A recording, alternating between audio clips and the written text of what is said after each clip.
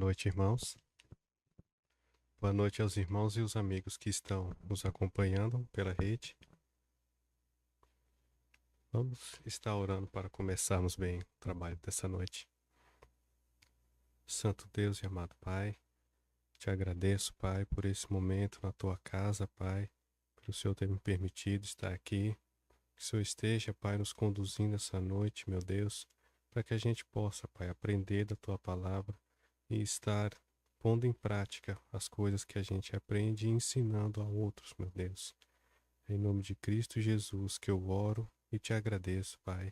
Amém. Bom, irmãos, como de costume, né? Aqueles que estão nos acompanhando, se quiser deixarem os seus pedidos de oração, quando terminarmos o culto, nós estaremos lendo ele aqui e orando pelos irmãos e amigos que estão nos acompanhando. Nós vamos abrir as Bíblias no livro de Juízes e continuarmos a nossa série sobre Gideão. A gente viu na semana passada o chamado de Gideão e agora nós vamos ver a sua missão. Nosso texto de hoje está em Juízes 7 e nós leremos os versículos de 1 a 15.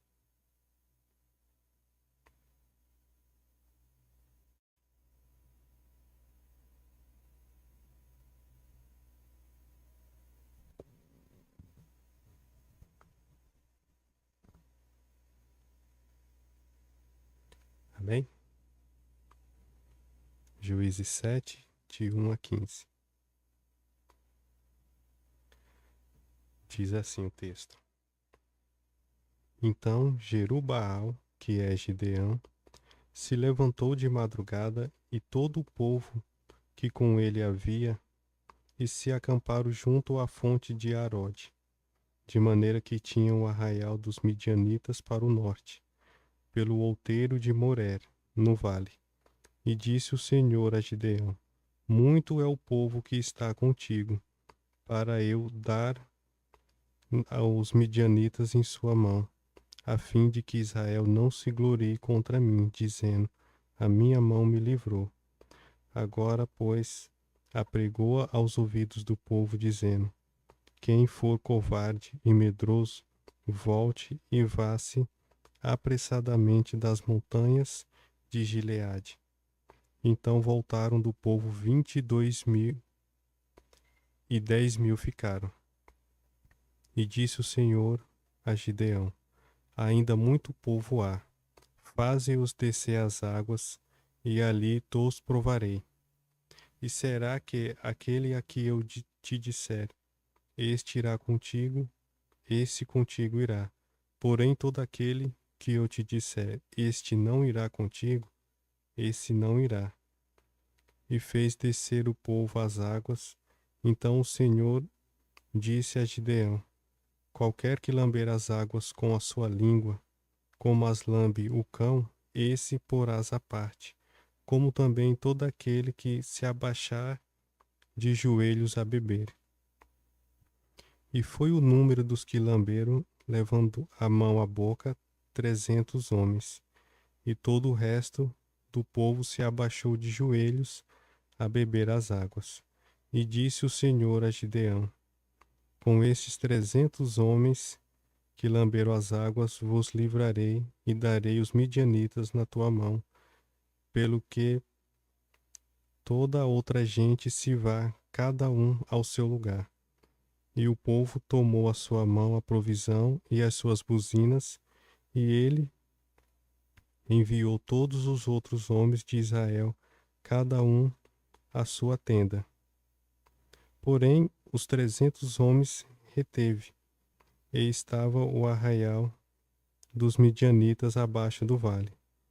E sucedeu que naquela mesma noite o Senhor lhe disse: levanta-te e desce ao arraial, porque eu tenho dado na tua mão.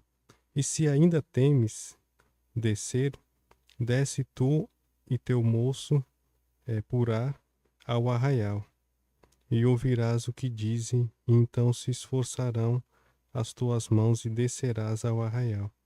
Então desceu ele com seu moço Purá até o extremo 2 sentinelas que estavam no arraial.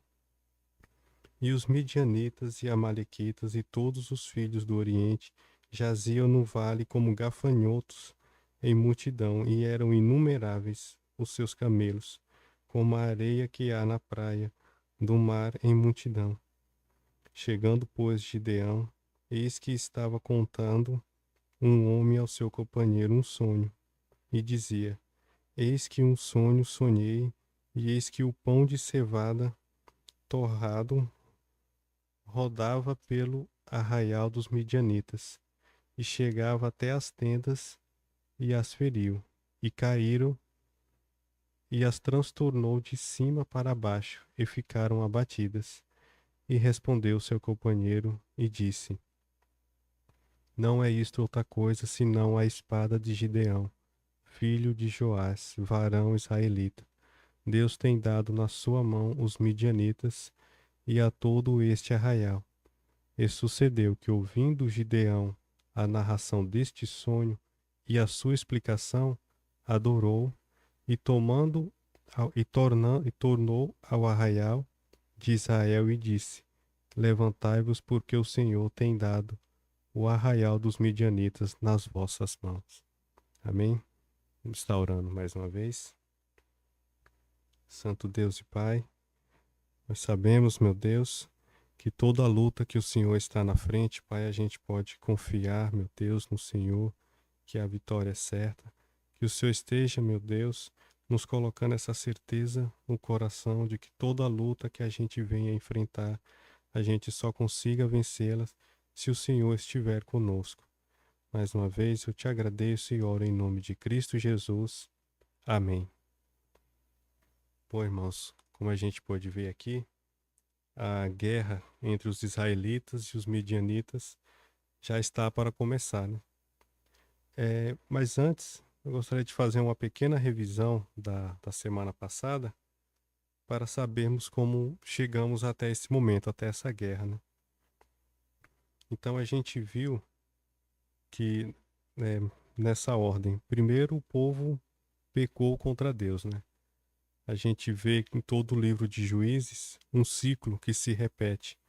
O povo peca, aí vem a opressão, vem o sofrimento, aí eles clamam a Deus, se arrependem e Deus vai lá e livra eles, né? Então aqui já começa nessa parte do ciclo, né? Eles estavam pecando e estavam adorando ídolos, né? Imagens, deuses pagãos, né? E aí veio os midianitas, né? E começaram a atacar esse povo, né? Atacar os seus alimentos, as suas plantações, e no sofrimento eles clamaram a Deus, e Deus, né, fala com o povo e promete que vai mandar um libertador. E diante disso, né, ele vai até Gideão e o convoca, né, chama Gideão para libertar o povo. E a gente viu que Gideão fez 2 questionamentos, né, que a gente também faz, né, nos dias de hoje, diante dos problemas, né. Ele perguntou para Deus: por que isso está acontecendo comigo, né? E a gente vê que realmente, quando acontece algum problema, alguma aflição, né? A gente sempre está aí se perguntando: mas por que eu, né? Por que comigo? Por que isso está acontecendo?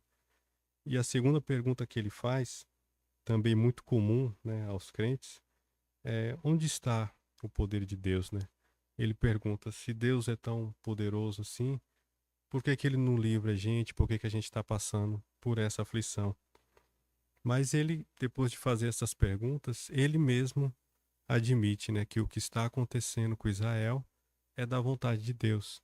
Então, de uma certa forma, reconhece, né, que os pecados do povo levou àquele sofrimento, àquele momento. E ele pede, né, uma prova a Deus. A gente viu na semana passada no capítulo 6. A gente pode até ir lá, nos versículos de 17 a 24. Juízes 6, 17.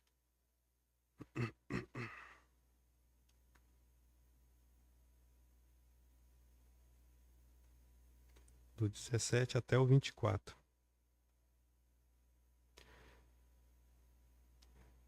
Ele diz: E ele lhe disse: Se agora tenho achado graça aos teus olhos, dá-me um sinal de que és o que comigo falas. Rogo-te que daqui não te apartes até que eu venha a ti e traga o meu presente, e o ponha perante a ti. E disse: Eu esperarei até que voltes. E entrou Gideão e preparou um cabrito e bolos asmos e uma efa de farinha. A carne pôs em um açafate e o caldo pôs em uma panela. E trouxe-lhe até debaixo do carvalho e lhe apresentou. Porém o anjo de Deus lhe disse: Toma a carne e os bolos asmos e põe-nos sobre esta penha e verte o caldo, e assim o fez.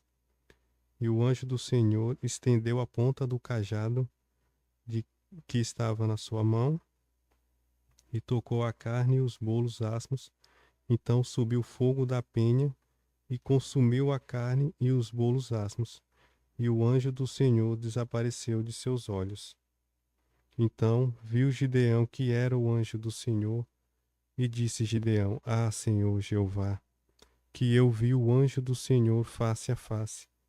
Porém o Senhor lhe disse: Paz seja contigo, não temas, não morrerás. Então Gideão edificou ali um altar ao Senhor e lhe chamou Senhor é paz. E ainda até o dia de hoje está em Ofrã dos Abiesritas. Então, como a gente vê, né, diante de uma prova desse modo, não tinha como ele negar que era Deus quem estava convocando ele, né? Ele não iria ver isso de outra pessoa, né? O fogo subiu da penha e consumiu todo, né, a oferta que ele tinha preparado ali. Mas por que que ele pede um sinal, né? A gente viu também na semana passada que ele é chamado de corajoso, né, de valente. Só que a gente vê que ele é um pouco inseguro, porque mesmo diante do chamado de Deus, ele pede um sinal.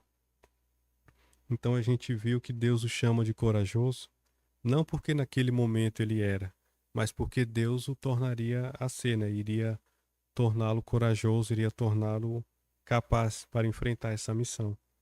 Então Deus, como ele sabe o futuro, ele lá atrás ele já fala como se já tivesse acontecido, né? Como se já tivesse Gideão vencido a guerra. Ele fala, varão corajoso e valente. E aí a gente vê que no decorrer desse processo ele realmente vai se tornando corajoso com o tempo. Mas aqui ele pede uma prova. Então isso foi o que a gente viu, né? O chamado de Gideão. E agora a gente voltando aqui para o nosso texto de hoje, no versículo 1 do capítulo 7, é dito assim: Então Jerubaal, que é Gideão, se levantou de madrugada, e todo o povo que com ele havia, e se acamparam junto à fonte de Arode, de maneira que tinha o arraial dos midianitas para o norte, pelo outeiro de Moré do vale. A Bíblia agora chama Gideão por outro nome, Jerubaal. E o que quer dizer isso, né? Se a gente voltar mais um pouco aqui de novo no capítulo 6, versículo 5, a gente vai entender essa mudança de nome que ele teve. Diz assim no capítulo 6, versículo 25 de Juízes: E aconteceu naquela mesma noite que o Senhor lhe disse: Toma o boi de teu pai, a saber, o segundo boi de 7 anos, e derriba o altar de Baal, que é de teu pai, e corta o bosque que está ao pé dele. E edifica ao Senhor teu Deus um altar no cume deste lugar forte, em um lugar conveniente, e toma o segundo boi, e o oferecerás em holocausto, com a lenha que cortares do bosque. Então Gideão tomou 10 homens dentre os seus servos, e fez como o Senhor lhe dissera. E sucedeu que, temendo ele a casa de seu pai e os homens daquela cidade, não o fez de dia, mas fê-lo de noite. Levantando-se, pois, os homens daquela cidade de madrugada, eis que estava o altar de Baal derribado, e o bosque que estava ao pé dele cortado. O segundo boi foi oferecido no altar de novo edificado. E uns aos outros disseram: Quem fez esta coisa? E, esquadrinhando e inquirindo, disseram: Gideão, o filho de Joás, fez esta coisa. Então os homens daquela cidade disseram a Joás: Tira para fora teu filho para que morra, pois derribou o altar de Baal e cortou o bosque que estava ao pé dele. Porém Joás disse a todos os que puseram contra ele: Contendereis vós por Baal? Livrá-lo-eis vós? Qualquer que por ele contender, ainda esta manhã será morto. Se é Deus, por si mesmo contenda, pois derribaram o seu altar. Pelo que naquele dia lhe chamaram Jerubaal, dizendo: Baal contenda contra ele, pois derribou o seu altar. Ou seja, irmãos, o nome dele que antes era Gideão, e Gideão significa lenhador, agora passa a ser Jerubaal, que significa Baal que lute contra ele, né? Baal que enfrente ele. E por que que ele diz isso? Porque Gideão derrubou a imagem de Baal. E para o povo daquela cidade, Baal era um deus. Então você derrubar aquela imagem era uma ofensa muito grande. Mas o pai de Gideão fala: se Baal é um deus mesmo, ele pode enfrentar Gideão, né? Ele mesmo, se for um deus, vai lá enfrentar quem derrubou a imagem dele. E a gente sabe que não fez, ele não faz porque é um ídolo, é uma imagem, não é um Deus verdadeiro. Então o nome dele foi mudado por conta disso. Como a gente vê aqui no texto, ele cortou as árvores, né? O lenhador, como ele era chamado, e agora ele muda o seu nome para enfrentar um deus pagão, né? Se tornando então Jerubaal. E é interessante a gente ver na Bíblia que sempre há essa mudança de nome, né? Quando uma pessoa recebe uma missão, como tem muitos exemplos, né?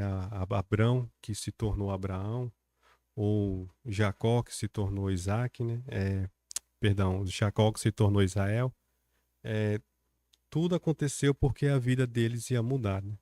É como nos dias de hoje o nosso batismo, né? A gente deixa o velho eu ali, né? Nas águas e só surge, né? Uma nova pessoa. Então sempre tinha esses exemplos de mudar de nome, porque Gideão recebeu uma missão agora, então Deus muda o nome dele de acordo com a missão. Ele não vai ser mais um lenhador. Agora ele vai ser um homem que enfrenta deuses, né? Deuses falsos, deuses pagãos. Por isso que o nome dele é chamado aqui de Jerubaal.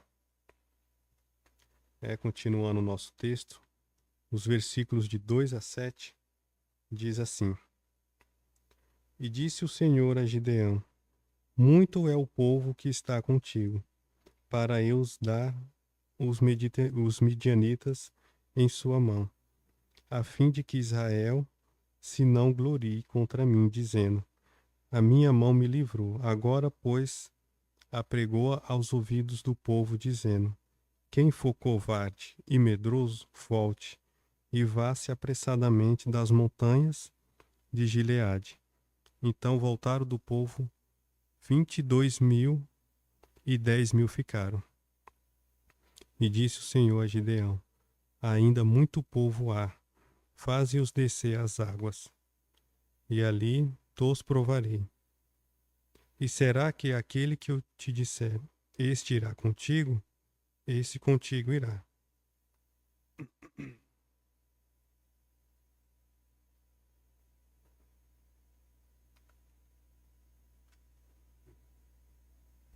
Perdão.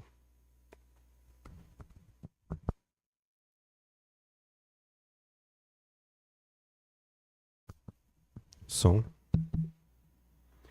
Continuando. este irá contigo. Porém, todo aquele que eu te disser, este não irá contigo, esse não irá. Versículo 5. E fez descer o povo às águas, então o Senhor disse a Gideão: qualquer que lamber as águas com a sua língua, como as lambe o cão, esse porás à parte, como também todo aquele que se abaixar de joelho a beber.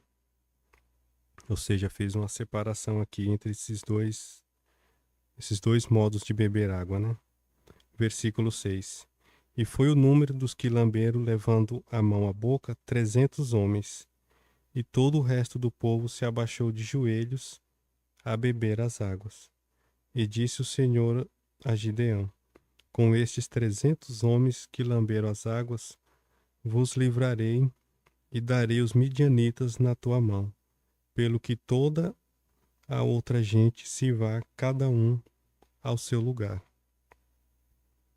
Irmãos, muitos estudiosos tentam aqui decifrar o que é essa aprovação aqui, né? De levar a água à boca ou se abaixar para tomar a água no rio, né? Só que a verdade é que não faz muita diferença, porque o próprio texto aqui diz que Deus está fazendo isso não é para provar os mais capacitados, os que têm mais força. Ele está fazendo isso justamente pelo contrário, para reduzir o exército de Israel para ele estar em desvantagem, né? Ele está fazendo o exército ficar ainda menor, ainda pequeno. Ele não está escolhendo os 300 mais fortes que tem em Israel. Ele está diminuindo o exército para que todo o povo tenha certeza que quem está vencendo essa batalha não é o exército deles, mas é Deus. Então, o que ele faz aqui nesse teste é apenas reduzir o maior número de homens para eles enfrentarem ali com uma certa desvantagem e terem certeza que se eles ganharem daquele modo, é porque foi Deus que deu a vitória para eles. Outro ponto curioso aqui para notar é que essa história se assemelha muito com aquele filme, né, 300, que tem aí, que lançou um tempo atrás, só que não é baseado nessa história, né? Aquele filme lá, né, dos 300, onde eles perdem a guerra, inclusive, é no tempo da Rainha Esther. Aqui é bem mais atrás, né? Bem antes, né, dos reis de Judá. E esses 300 aqui vão vencer essa guerra, né? Então a gente continuando aqui, após separar, né, deixar ali apenas 300 homens, né? Deus ainda dá uma última prova para Gideão, né? Como eu tenho falado desde a mensagem anterior, ele era muito inseguro, né? Muito assim, ele tinha receio. E aqui mais ainda, né? Imagina você enfrentar uma guerra onde o texto diz que o seu inimigo tem soldados como a areia do mar, como gafanhotos, um enxame de gafanhotos, e você vai enfrentar apenas com 300 homens, né? Então é de se entender o porquê ele fica inseguro. Mas mesmo assim, Deus ainda dá uma última prova para ele. Como a gente vê aqui no texto, de 8 a 14,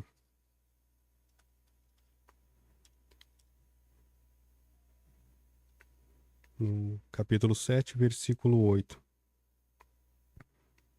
E o povo tomou à sua mão a provisão e as buzinas, e ele enviou todos os outros homens de Israel, cada um à sua tenda. Porém, os 300 homens reteve e estava ao arraial dos midianitas abaixo do vale. Só fazendo uma pausa aqui para outro detalhe curioso, né? A gente acabou de ler aqui que as armas deles eram buzinas, né? Então você imagina, além de estar em desvantagem, 300 homens diante de uma multidão, a arma deles era aquelas cornetas, né, que o povo de Israel tocava, né? Então eles ainda estavam praticamente desarmados, né? Então a gente vê aqui que a desvantagem era grande mesmo. Mas, como o texto diz, essa desvantagem toda é para mostrar que quem ia vencer essa guerra era Deus e não o povo. Então, continuando no versículo 9.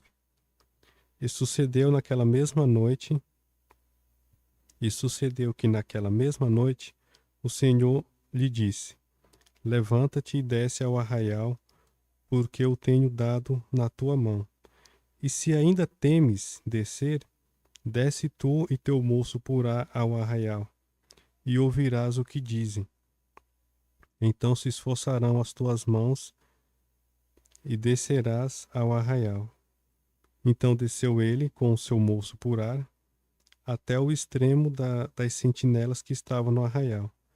E os midianitas e amalequitas e todos os filhos do Oriente jaziam no vale como gafanhotos em multidão.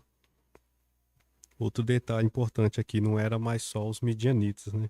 Agora aparece mais dois povos que iam ajudar eles. Então o exército inimigo só crescia à medida que o exército de Israel ia diminuindo. E eram inumeráveis os seus camelos, como a areia que há na praia do mar, em multidão. Chegando, pois, Gideão, eis que estava contando um homem ao seu companheiro um sonho. E dizia: Eis que em um sonho sonhei, eis que um pão de cevada torrado rodava pelo arraial dos midianitas e chegava até as tendas e as feriu, e caíram, e as transtornou de cima para baixo, e ficaram abatidas. E respondeu seu companheiro, e disse: Não é isto outra coisa senão a espada de Gideão, filho de Joás, varão israelita. Deus tem dado na sua mão aos medianitas e todo este arraial. E sucedeu que, ouvindo Gideão a narração deste sonho e a sua explicação, adorou e tornou ao arraial de Israel e disse: Levantai-vos, porque o Senhor tem dado o arraial dos midianitas nas vossas mãos. Ou seja, irmãos, ele foi no acampamento inimigo, ele ouviu lá dois soldados conversando entre eles, e o soldado simplesmente disse que sonhou perdendo a guerra para Gideão, né? Então isso aqui já foi, né, prova suficiente para ele se encher de coragem mais uma vez, convocar aqueles 300 homens, que eu imagino aqui que até esse exato momento todos eles deviam estar, né, no mínimo preocupados, né? Iam enfrentar uma multidão, só aqueles 300 ali, mas ele encoraja, né? Ele primeiro se encoraja ouvindo o sonho daqueles rapazes e depois ele vai lá e encoraja o seu exército para enfrentar esse povo. E é interessante a gente ver, né, que quando Deus dá uma vitória nas nossas mãos, até o inimigo nosso, até o nosso adversário, ele sabe, ele fala, né, ele sabe que é causa perdida que a pessoa enfrenta a Deus, né? Então, quando é da vontade de Deus que a gente vença uma luta, ele usa até mesmo os inimigos para avisar com antecedência, né? Ó, esse é um servo meu e ele vai ganhar essa guerra. Então, como Deus usou aqui a própria boca do inimigo de Israel para dizer, Gideão, né, a espada de Gideão, que vai destruir, né, esse povo. Então, conforme a gente vai vendo que vai passando a história, né, Gideão vai se enchendo cada vez mais de coragem diante das provas, né, do que Deus tem mostrado para ele. E isso coincide muito com a nossa vida nos dias de hoje, né? A gente às vezes vai enfrentar, né, principalmente aí na área do ministério, mas também no trabalho, na vida pessoal, né? A gente vai enfrentando uma luta, aí vai passando o tempo e parece que a gente está perdendo, parece que a gente está em desvantagem, aí vem algum problema de saúde, vem algum problema na família e parece que as desvantagens vão aumentando cada vez mais, né? Só que a gente vê que isso tudo acontece para quando a gente vencer, a gente poder glorificar a Deus e dizer foi um milagre, porque eu não conseguiria vencer isso sozinho. Eu não conseguiria entrar no ministério sem Deus. Eu não conseguiria um emprego, eu não conseguiria sabe, qualquer coisa que a gente tem na vida, a gente tem que agradecer a Deus por isso, né? Porque sem Ele não conseguiríamos. Então, não importa quanto pareça que a gente está perdendo, né? Não importa o quanto a gente esteja em desvantagem. O que a gente está vendo aqui é que Deus dá a vitória em qualquer situação.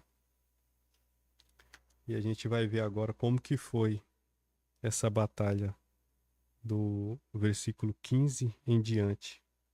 Perdão, do versículo 16.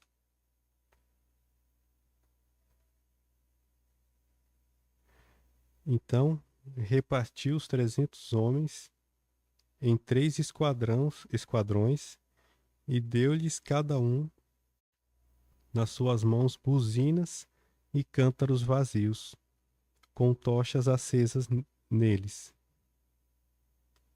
Outro detalhe, né? Além de estar indo com buzinas, cântaros vazios, né? Aqueles jarros de água, né? Eles não tinham arma e não tinham provisão também. Só aumentando as desvantagens, né? Versículo 17. E disse-lhes: Olhai para mim e fazei como eu fizer. E eis que chegando eu ao extremo do arraial, será que, como eu fizer, assim fareis vós. Tocando eu, todos os que comigo estiverem com buzinas, então também vós tocareis as buzinas, ao redor de todo o arraial, e direis, pelo Senhor e Gideão. Chegou, pois, Gideão e os 100 homens que com ele iam, 100 porque ele dividiu em 3 esquadrões de 100, né? Então ele foi junto com 100. Chegou com ele ao extremo do arraial, ao princípio da vigília da meia-noite. Havendo-se já posto as guardas e tocaram as buzinas e partiram os cântaros que tinham nas mãos. Assim tocaram os 3 esquadrões as buzinas e partiram os cântaros que tinham nas suas mãos esquerdas e as tochas acesas, e nas suas mãos direitas as buzinas que tocavam. E exclamaram: Espada do Senhor e de Gideão. E ficou-se cada um no seu lugar ao redor do arraial. Então todo o exército deitou a correr e gritando, fugiram. Tocando, pois, os 300 as buzinas, o Senhor tornou a espada de um contra outro, e isto em todo o arraial. E o exército fugiu para Zerá até Bet-Sita, até os limites de Abel-Meolá, acima de Tabate. Então os homens de Israel e de Naphtali e de Arce e todo o Manassés foram convocados e perseguiram os midianitas. Também Gideão enviou mensageiros a todas as montanhas de Efraim, dizendo: Descei ao encontro dos midianitas e tomai-lhes as águas até Bet-bara, a saber, o Jordão. Convocados, pois, todos os homens de Efraim, tomaram-lhes as águas de Bet-bara e o Jordão, e prenderam 2 príncipes dos midianitas, Oreb e Zebe, e mataram Oreb na penha de Oreb, e Zebe mataram no lagar de Zebe. E perseguiram os midianitas e trouxeram as cabeças de Oreb e Zebe a Gideão, da além do Jordão. Ou seja, irmãos, não houve baixas no exército de Israel. Um exército que estava com 300 homens, todos continuaram vivos. E como a gente viu essa batalha incrível aqui, né? Eles apenas tocaram as buzinas, acenderam as tochas e quebraram os cântaros que eles tinham. Então, o barulho todo que eles estavam fazendo assustou o exército inimigo, que achou que era uma multidão que estava perseguindo eles. Então, eles começaram a fugir. E uns, no pavor ali, começou a atacar uns aos outros, o próprio exército lá. Então, o povo de Israel não precisou fazer nada aqui, a não ser tocar as buzinas, e aquele grande exército foi todo destruído. Então a gente vê aqui que quando Deus entra, né, no campo de batalha, é isso que a gente vê, né? Milagre, né? Não foi uma luta que eles pudessem dizer, não, a gente foi lá com garra, com força e venceu a guerra. Não, eles foram sem nenhum tipo de arma ali, apenas tocaram as buzinas e o resto foi Deus quem fez, né? Então essa vitória aqui, né, essa batalha incrível aqui que a gente acompanhou, foi uma vitória de Deus. Então quando ele chama a gente para alguma missão, a gente pode ter certeza que vai dar certo, que a gente vai conseguir, não importa os obstáculos, porque se é Deus que está, né, no comando, então não tem como perder, né? Por isso, toda vez que a gente for entrar numa grande batalha, a melhor chance que a gente tem de ganhar é se Deus estiver com a gente, né? Se Ele estiver nos enviando, né? Não é à toa que Ele é chamado de o Senhor dos Exércitos, né? Ele sempre vai vencer, Ele sempre vai nos dar o que é necessário, né? Para a gente poder enfrentar as nossas lutas, né? No dia a dia. E é bem confortante ver que esse Deus Todo-Poderoso, né? Que vence batalhas incríveis como essa, o Deus que criou o universo, ele se compadece da gente, né? A gente sendo tão pequeno e tão, assim, do ponto de vista do universo, tão insignificante, mesmo assim, ele olha para os nossos problemas, ele olha para as nossas vidas e ele se compadece. Então, esse Deus aqui que ajudou Gideão a vencer essa batalha de um jeito tão extraordinário, ele se preocupa com você. Ele quer ajudá-lo, ele quer operar o milagre na sua vida, ele quer fazer você vencer os seus desafios, né? E aí, a pergunta que eu faço essa noite é: você aceitaria uma ajuda como essa, né? Você aceitaria a ajuda do ser que criou tudo, o ser que ressuscita mortos, o ser que criou os continentes, que separou, que montou, que fez tudo, né? Que encheu esse planeta de água? Você aceitaria? Porque ele hoje está oferecendo, né, a ajuda a todos aqueles que querem. Então a gente sabe que estando junto com eles, nós não vamos precisar fazer muita coisa, porque o milagre vem dele, a vitória vem dele. Então, se você que está nos acompanhando ainda não conhece esse Deus, esse Senhor dos Exércitos, eu convido a conhecê-lo e aceitá-lo em sua vida, porque vocês podem ter certeza, não tem batalha nenhuma na sua vida que você não vá vencer junto com ele. Amém, irmãos?